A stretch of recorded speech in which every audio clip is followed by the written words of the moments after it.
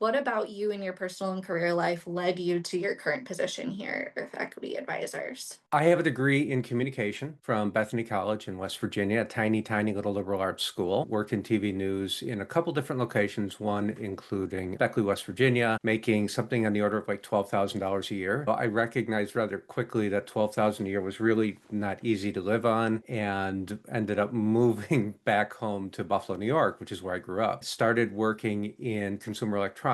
Worked my way up through the company from a salesperson on up to management. For a while, I was in charge of training for the whole company. So the company wasn't doing so well. And so I started looking at other options. At that time, I was in just outside of Roanoke, Virginia. I was a store manager at that point, was also a Merrill Lynch client. And before you know it, I was working as a financial advisor. I'd always had an interest in the markets and economics and things like that, even though my degree was in communication, was hooked back then. And worked with them for about 5, 6 years and learned the game, if you will. And from there, did a Hmm. really short stint at a bank. It was about that time that I also had met Melissa, my wife, who was much, much smarter than I am. She has PhDs in microbiology and molecular genetics. So she's a scientist and a writer and a trainer and does all kinds of cool stuff. I had a chance to meet a gentleman named Bill McDonough.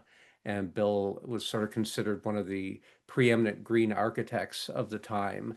And he had written a book called Cradle to Cradle, which was about circular economies or the idea of eliminating waste in economies. And so sort of put conversations that Melissa and I were having together about the environment and sustainability and climate change and that discussion with Bill about sustainability together and said, I think I can do this. At the time, it was socially responsible investing, but it really was, focused on environment and society and things like that. Hung up my shingle, and that was in June of 2004. And so we just surpassed our 21st year in business. And that's my business story right there, obviously.